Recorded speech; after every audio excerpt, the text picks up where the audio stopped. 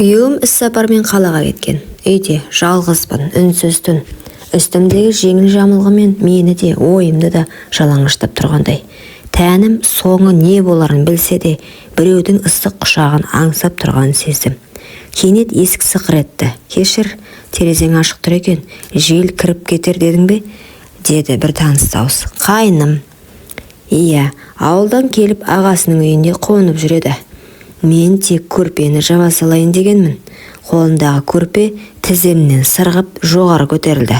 Сол сәтте ар ұятта тән де үнсіз қалды. Көрпе бойымды түгел жапты, бірақ иісі.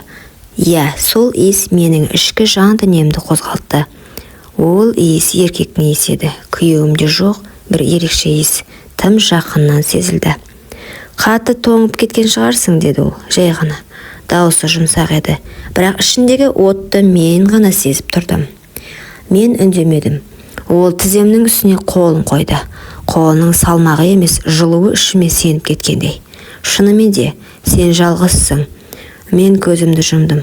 Қолы жамылғының астына баяу сырғып кіріп кетті. Тілім үнсіз, тәнім оянған. Тек жүрек дүрсілімен тыныстың ауырлағаны естілді. Ол үстіме шыққанда мен бір сәтке қарсыласпақ болдым. Бірақ бәрі кеш еді. Ар ұят сол сәтте бір бұрышқа тығылып қалған. Ал тән үнсіз келісті. Таң атты, жастық сәлдім қыл, терме әлде көз жасы ма білмеймін. Жанымда ешкім жоқ, тек көрпе астында бөтен иістің ізі қалған. Күйеуімнің иісі емес, нағыз еркектің иісі. Кінәлі сезімбе, әлде аңсау ма, анықтай алмай жаттым. Кешегі түн ішімдегі жабық құлыпты ашып жіберді. Мен өзімді қор сезінген жоқпын. Қайта тұтас әйелге айналғандай едім. Мойындағым келмейді, бірақ тәнім кешегі түнді қайта аңсап тұр. Жүрегім емес, тәнім сөйлеп кетті. Кешір мені, күйеуім. Сенде осы үнсіздік, осы от болмаған секілді. Кенет есік ашылды. Ас үй жақтан қайнымның даусы естілді. Шайдайын, ұйықтап қалған жоқсың ба? Мен үндемедім, себебі даусынан бұрын оның иісі кіріп келіп жатқандай болды. Шай үстінде үнсіздік үстем болды. Ол көзіме тура қарамады. Мен де. Бірақ арасындағы от сезіліп тұрды. Көйлегімнің ішінен өзімді бөтен, бірақ ерекше сезініп отырдым. Тәнім басқа біреудің ізін ұмытқысы келмейді. Түн тыныш өтті ме, деді ол ақырын. Даусындағы салмақ. Кеше мені құшақтаған қолың дауысы секілді шықты. Жаман емес, дедім, қысқа ғана. Қасық пен кесенің дыбысы ғана естіліп тұр. Ал ішімде құмарлық оты қайта тұтанып келе жатты. Ол орнымнан тұрып қасымнан өтіп бара жатып иығыма жеңіл тиіп кетті. Сол ғана еді, менің бүкіл жан дүниемді қайта оятты. Ол менің тәнім емес, жанымның ең әлсіз тұсына тиіп кеткендей сезіп тұрдым. Кешегі түн кездейсоқ емес еді, ал бүгін тәнім тағы да соны қалап тұр. Ар ұятта әлсіз екен, себебі екеуі де үнсіз. Сол күні күйеуім хабарласты. Ертең таңертең ғана қайтамын. Үнінде сағыныш жоқ, жай бір күнделікті дауыс. Ал менің ішімде дауыл.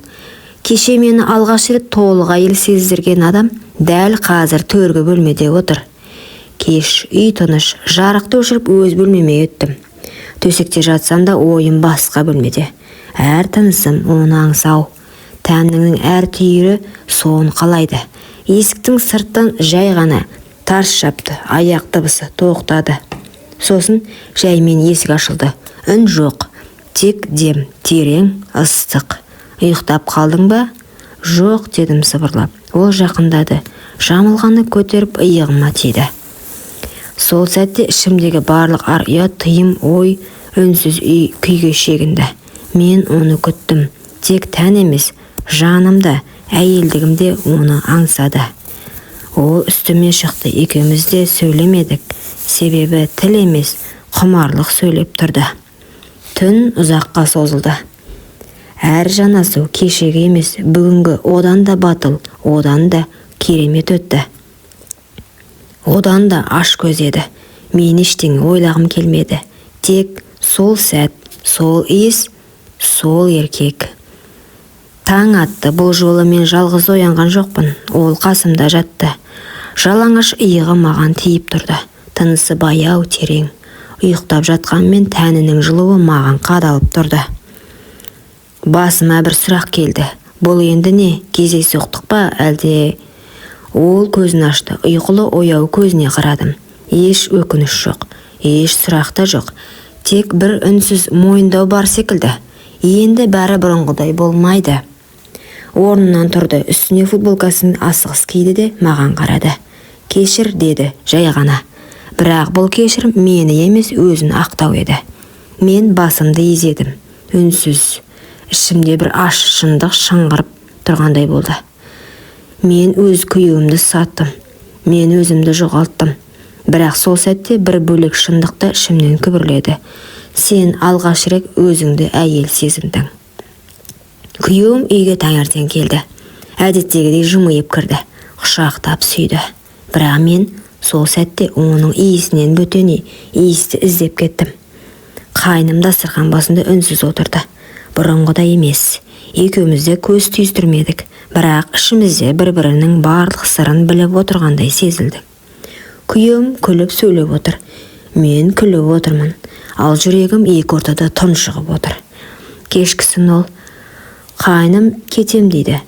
Қалада жұмыс тапқан екен. Інім кетем деді. Қалада жұмыс тапқан екен деді. Мен басымды изедім. Жауап бермедім. Ішімде бір шындық қимай жылап жатты. Бірақ тілім үнсіз. Сол күні кешке ол менің бөлмемнің есігін соңғы рет ашты. Кірмеді, тек үнсіз қарады. Көзінде: мен саған ештеңеге уәде ете алмаймын. Бірақ мен сені шын қаладым деген үнсіз сөз тұрды. Мен де көзімнен жауап бердім. Мен де, бірақ өмір бойы біз қалағандай болмайды. Ол үнсіз бұрылып кетті. Ал мен сол сәттен бастап бір түннің құпиясын өмір бойы жүрек түкпіріне бекіттім. Себебі ар ұят үндемесе де жүрек ешқашан ұмытпайды. Әттең, күйеуім қайным сияқты бола алғанда ғой. Кейде адам ақылмен емес, тәнмен өмір сүріп жатқанын кеш түсінеді. Сырттай бәрі бүтін. Үйім бар, күйеуім бар, бірақ бір нәрсе жетпейді. Жетіспейтін еркек. Күйеуім мені сүйеді, бірақ сүйіспеншілігі сабырлы, салқын. Мен әйел ретінде еркектің құшағында еріп кетуді аңсаймын. Ол міндетіндей ғана өтейді. Көзіме қарап не сезініп тұрғанымды түсінбейді. Ал қайным қараған жанарынан бастап құшағына дейін мені аңсау бар. Бір рет, бір-ақ рет сезіндім оны. Бірақ сол бір түн мені мүлде басқа әйелге айналдырып жіберді. Түнде күйеуімнің құшағында жатып қайнымды ойлау күнә екенін білемін. Бірақ ой тоқтамайды. Тәнім оның жанасуын, демінің ыстығын, сенімді еркектің аңсайды. Мен ажыраса алмаймын, күйеуімді қимаймын.